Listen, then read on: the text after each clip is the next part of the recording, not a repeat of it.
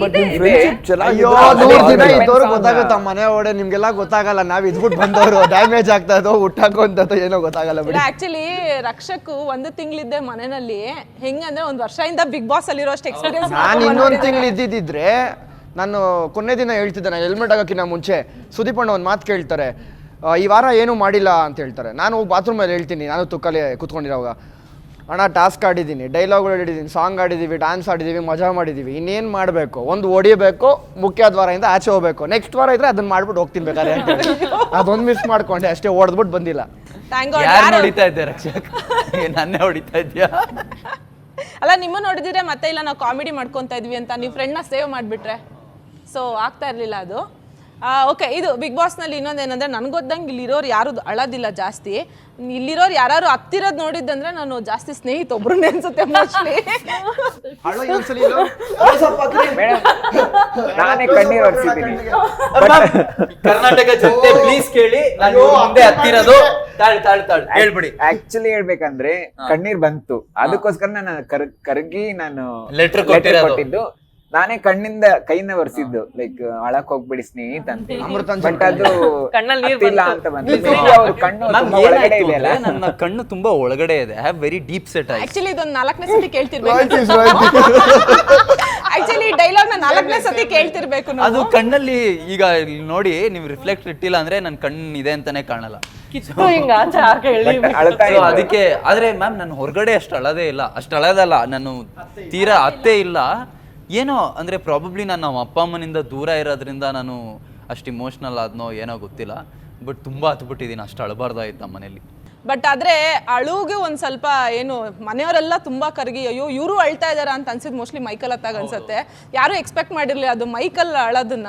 ಹೌದು, ಸ್ನೇಹಿತ ಹೋದಾಗ ಮತ್ತೆ ಆಮೇಲೆ ಅವಿನಾಶ್ ಹೋದಾಗ ಅಂಡ್ ಇವರು ಬರ್ಬೇಕಾದ್ರೆ ನಾನು ಅದನ್ನ ತುಂಬಾ ಪ್ರೌಡ್ ಆಗಿ ಹೇಳ್ಕೊಂಡಿದ್ದೀನಿ. ಮೈಕಲ್ ಈಶಾನಿ ಹೋದಾಗ ಹತ್ತಿಲ್ಲ, ನಾನು ಹೋದಾಗ ಹತ್ತಿದ್ದಾನೆ.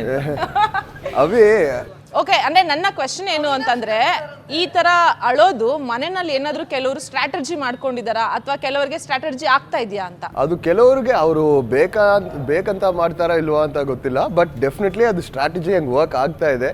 ಯಾಕಂದ್ರೆ ತುಂಬಾ ಜನ ಹತ್ತಿದ್ದಾರೆ ಕೂಡ, ಬಟ್ ಯಾರು ಕ್ಯಾಮ್ರಾ ಮುಂದೆ ಹೋಗಿ ಹತ್ತಿದವರು ಕಮ್ಮಿ, ಅಂಡ್ ಅವ್ರಿಗೆ ಅದು ಚೆನ್ನಾಗಿ ವರ್ಕ್ ಆಗ್ತಾ ಇದೆ ಅಂತ ನಾನು ಹೇಳ್ತೀನಿ. ಅದಕ್ಕೆ ನಮ್ಮ ಬಾತ್ರೂಮೇ ಸತ್ಯ. ಬಾತ್ರೂಮ್ ಇರೋ 4 ಗೋಡೆ ಯಾರು ಹತ್ತಿದ್ದಾರೆ ಅತಿ ಜಾಸ್ತಿ ಅನ್ಬಿಟ್ಟು ಬೇಕಾದ್ರೆ ಮುಗ್ದಾದ್ಮೇಲೆ ಗೋಡೆ ಮೇಲೆ ನಾನೇ ಬರ್ದ್ಬಿಟ್ಟು ಬರ್ತೀನಿ. ಇನ್ನೊಂದ್ಸಲ ಹೋದ್ರೆ ಹೆಸರನ್ನ ಯಾರು ಹತ್ತಿದ್ದಾರೆ ಗೊತ್ತಿರುತ್ತೆ ಫಾರ್ ಶೋರ್. ಕ್ಯಾಮ್ರಾಮನ್ಸ್ ಯಾರು ಎಷ್ಟು ಹತ್ತಿದ್ದಾರೆ. ಹೌದು, ಬಟ್ ಯಾರಿಗೆ ಗೊತ್ತಾಗಬೇಡ ಅಂದ್ರೆ ಚೇಂಜಿಂಗ್ ರೂಮಲ್ಲಿ ಹೋಗ್ಬೋದು, ಇಲ್ಲಾಂದ್ರೆ ಹೋಗಿ ಒಂದು ಕಾರ್ನರ್ ಅಲ್ಲಿ ನಿಲ್ಲಬಹುದು. ಕರೆಕ್ಟ್ ಒಂದು 2 ಗೋಡೆ ಇರೋ ಕಾರ್ನರ್ ಅಲ್ಲಿ ಹೋಗಿ ನಿಂತ್ರೆ ಏನು ಕಾಣಲ್ಲ, ಬಟ್ ಆ ತರ ಎಲ್ಲ ಮಾಡೋದಿಲ್ಲ. ಹೋಗಿ ಕುತ್ಕೊಂಡು ಕೌಚಲ್ಲಿ ಅಳು ಬರ್ತಾ ಇದೆ, ನಾನು ಚೇಂಜಿಂಗ್ ರೂಮ್ ಅಲ್ಲೇ ಹೋಗಿ ಅಳ್ತೀನಿ ಅನ್ನೋಷ್ಟು ಪೇಷನ್ಸ್ ಬೇಕಲ್ವಾ? ಅಷ್ಟು ಪೇಷನ್ಸ್ ಇದೆ. ಕೆಲವರಿಗೆ ಇರುತ್ತೆ ಅದು ನಿಜವಾಗ್ಲೂ. ಅದಕ್ಕೆ ಹೇಳಿಲ್ಲ ಅವಾಗಲೇ, ಆ ಥರ ಆರ್ಟಿಸ್ಟ್ಗಳು ನಿಮ್ಗೆಲ್ಲೂ ಸಿಗಲ್ಲ. ಸಿಕ್ಕಿದ್ದಾರೆ ಈ ವರ್ಷದ ಬಿಗ್ ಬಾಸ್ ಅಲ್ಲಿ ಅಂತ ಹೇಳಿದ್ರೆ ಒಳ್ಳೆ ಚಿತ್ರಗಳು ಅವ್ರು ಮಾಡಲೇಬೇಕು ಮುಂದಿನ ದಿವಸಗಳಲ್ಲಿ, ಆ ಥರ ಸೆಂಟಿಮೆಂಟ್ ಸಿನಿಮಾಗಳು. ಓಕೆ, ಸ್ನೇಹಿತ ಏನು ಹೇಳ್ತಾರೆ ಇದ್ರ ಬಗ್ಗೆ?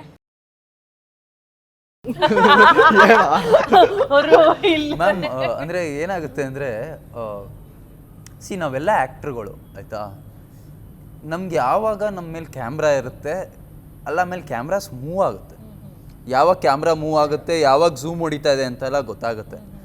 ಸೊ ಕೆಲವರು ಕ್ಯಾಮ್ರಾಗೋಸ್ಕರ ಮಾಡ್ತಾರೆ, ಕೆಲವರು ಅವರು ಇಮೋಷ್ನಲಿ ಅನ್ಸ್ಟೇಬಲ್ ಇರೋದ್ರಿಂದ ಮಾಡ್ತಾರೆ. ಸೊ ಎಲ್ಲ ಅವ್ರವ್ರಿಗೆ ಬಿಟ್ಟಿರೋದು ma'am, it's up to them. So ನಾನೇನು ಅದ್ರ ಬಗ್ಗೆ ಜಡ್ಜ್ಮೆಂಟ್ ಪಾಸ್ ಮಾಡಲ್ಲ ಇಲ್ಲಿ ಕೂತ್ಕೊಂಡು. ಒಂದು